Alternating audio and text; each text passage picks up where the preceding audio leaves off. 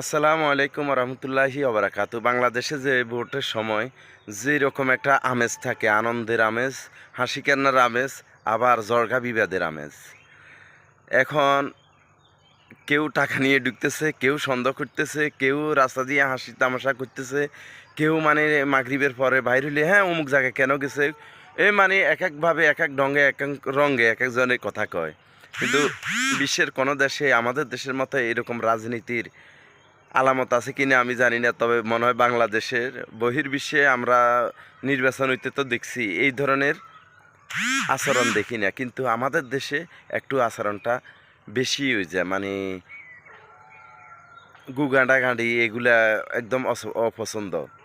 আসলে আমরা এমন এক জাতি, মুখে বলি এক কথা, কাজে কর্মে করি অন্য কথা। যেমন আমরা মুখে সতের বাণী দেখাই, মুখে বলি আমরা সৎ ব্যক্তি চাই, কিন্তু আমরা কাজে কর্মে যেটা করি, সৎ ব্যক্তি থাক দূরের কথা, দুর্নীতিগ্রস্ত ব্যক্তি ছাড়া আমাদের এই বাংলাদেশের মানুষের কপালে ভালো কিছু জুটবে না। কারণ আমরা সাদাকে সাদা বলি না, কালাকে কালা বলি না। আমরা এই 2-1 টাকার বিনিময়ে আমরা বিক্রি হয়ে যাই। এই জাতি এমন এক জাতি, এই জাতি কখনো শুধরাইতো না। আমরা আমার জন্মের পরে আমি বিভিন্ন দলের মানুষ দেখছি বা শুনছি।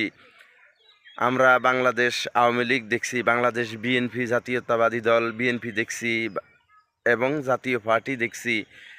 বর্তমানে যে নির্বাচন জুলাই আন্দোলনের ফসল, এটা আপনি স্বীকার করেন বা না স্বীকার করেন, ক্যামেরার সামনে বলেন বা না বলেন, আপনি অবশ্যই মানতে হবে এই জুলাইয়ের স্বীকৃত যেই নির্বাচনটা আমরা পাইছি, এই নির্বাচনও ওই পূর্বের নীতি নির্ধারণ করে আমাদের কথাবার্তা বলা ডং, আমরা কখনো পরিবর্তন হব না। মনে হয় এই জাতি এরকমই থাকবে, কেননা বারে বারে আমরা স্বপ্ন দেখি একদম সৎ ব্যক্তির হাতে দেশটা যাক, সৎ একজন নেতৃত্ব আসুক, আমরা ভালো কিছু আশা করি। কিন্তু দেখি কি দিন শেষে আমরা যে বেচারা বারে বারে দুর্নীতিতে চ্যাম্পিয়ন হয়েছে, ওই দলীয় কোন দল বলি আর দলীয় সাপোর্ট বলি, এই কারণে যাই আমরা ওইসব দুর্নীতিগ্রস্ত ব্যক্তিদের সাফাই গাইতে থাকি।